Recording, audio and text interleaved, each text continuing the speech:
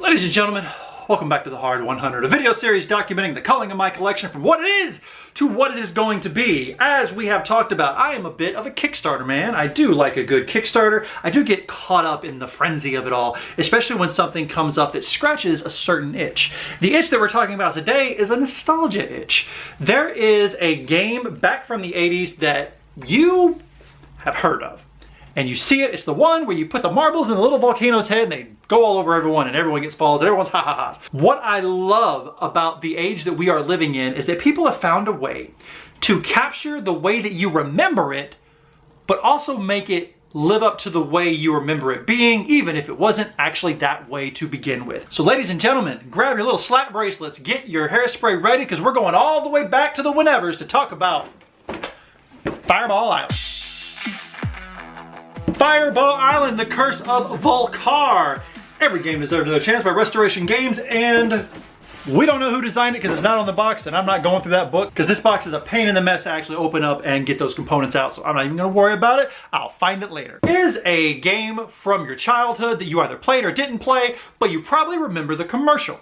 Now, this one here is by Restoration Games, which takes older games and remakes them. Now, this was a Kickstarter that came out, and I got everything you could possibly get for this Kickstarter, but let's talk about that later. Right now, let's talk about what you do on your turn. On your turn, you're going to take a card in typical Sorry style, and you're going to play that card down. It's going to have a number on it. You're going to move your little duder up and around the big, giant, beautiful, molded plastic board, picking up treasure and trying to get to one of 3 spots to take a snapshot. Once you get that snapshot card in front of you, you are good. When you get all 3 of them, the helicopter comes back and you are able to go there and then leave the cursed island of Vul-Kar. I believe this is a tourist destination and you are actually going there as a test group a la Jurassic Park to see if it's worth everyone's time. Now, how's he going to spit stuff at you? There are cards that you can play and things that happen that allow you to drop marbles inside of his head and they all spill out and knock people over, and you can change the direction because after you move on the bottom of the card, it gives you optional other actions such as moving the trees to try to help guide the marbles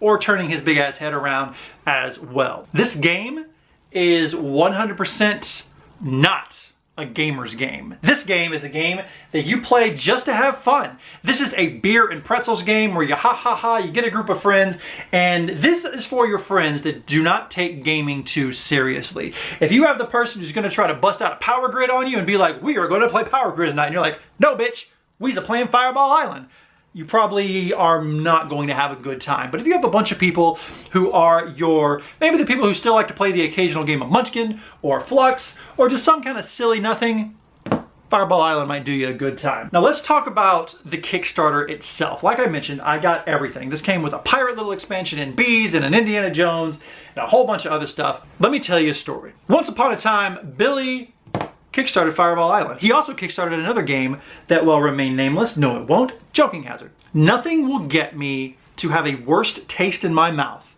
than to kickstart a game and be partially responsible for the reason it's being made and then be able to find this in a store before it actually comes to me. With my copy of Joking Hazard, the Cyanide and Happiness game, my buddy Phil was able to go to Target and buy it before my copy even came in. Not only before my copy came in, but before I even got my shipping notification. For Fireball Island, it was much the same way. I went to my friendly local game store to kind of peruse to see what was new, and I had actually gotten my shipping notification and I was going to be getting it in about a week. But what do I see when I walk in there?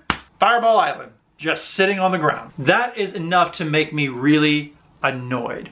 They didn't have all the expansion stuff, and now people would complain and say, oh, they were the retailer. They get the retail copy. No, I asked them. They didn't kickstart it. They just ordered it and got it. And so when I got mine in, this game was fighting an uphill battle. You had to go above and beyond to make me like you. And as far as first impressions go, that was a poor one. Let's talk about second impressions. This box is kind of sturdy and it's got this nice little finish on it, but this exposed cardboard, even underneath, it's like a cardboard box. Look at this. People have complained, I don't know what this is, people have complained that it's not sturdy, and maybe sturdy isn't the right word.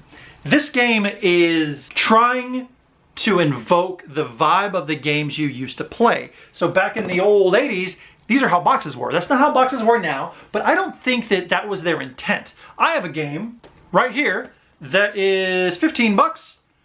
And all they had to do was wrap it around right there. It's still the same inside, but those exposed edges really says a lot about the production quality. So they had two things negative. One, I could find this fucking game in a store before it came to me. Two, this box leaves a lot to be desired. Everything doesn't even fit in there. I can't fit all the expansions in there either. There is no way to fit everything I own into this box and make it close. But let's talk about the game itself. Let's talk about the feeling I got when I first started playing it. I was grump when I first started playing this game. I didn't really want to play it. I was like, these bunch of bitches here think they're gonna come in here, sell this game in the store before they give me my copy?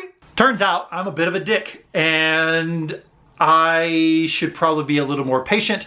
I already have, as you can see, plenty of games to play, so maybe I shouldn't be so upset because Fireball Island is a pretty damn good time. I really enjoyed it. Let's do some housekeeping. 2 to 4 players. Now we played it with 3. I don't think the game would be good with 2 because the more people you have on the board, the more fun it'll be to watch them knock over. And goddamn, top 10 satisfying things in board gaming for 2018 is watching that marble knock over your friend and watching them slide all the way to the bottom. Because when you get knocked down, you just take a treasure from them and they stand back up, no big deal. But they also get to draw a card from their trouble. But man, that is right up there with metal coins as being satisfying. Ages 7 and up, this is a game made for families and kids and everyone ganging up on someone. I initially got this because I thought it would be fun to play with my daughter, but I'm probably gonna wear the shit out of this before she gets old enough to play.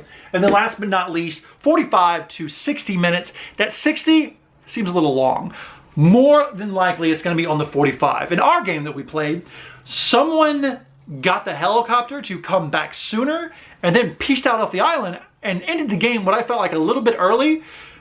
I was left on the island because I didn't plan my cards enough, and you think you have enough time to get around and get off, but you really don't. You have to really kind of plan your stuff to make sure you're not stuck somewhere and you don't get too far away from everybody to the point where you can't get back to the helicopter when it arrives. Even though I didn't make it off of the island, I still won because I had the most points because of all the treasure that you collect are set collection elements.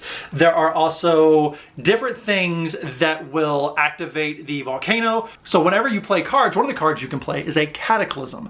That's the one that drops all the big marbles in the top, and once you do a certain amount of them, the discard pile gets reshuffled, and then that's how the crazy shit hits the fan. If you're on the bridge gets knocked over, you stand back up, you have to start over the bridge. This game is good. This game is in my hard 100 for a while. I have a whole bunch of expansions I haven't even gotten through. There are ways that you can take injuries that will mess you up or the person next to you can move for you. Do not get into this game thinking it is some meaty, chunky goodness. This is not the filet mignon steak. What this is the popcorn and the chocolate covered almonds you're eating while you watch a summer blockbuster. It's just fun. Don't take it so seriously. Don't take yourself so seriously. That's a lesson that I need to take to heart. Fireball Island. So ladies and gentlemen, thank you so much for joining me on this latest edition of the Hard 100. I hope you and yours are well. Go pick yourself up a copy of Fireball Island. It's not cheap. And don't think that it's cheaply made just because the box is a little funky and the internal bits are a little bit plastic. It's sturdy as shit. It's more sturdy than your cardboard. I would recommend go picking up a copy. Thank you so much. My name is Billy. Peace out, y'all.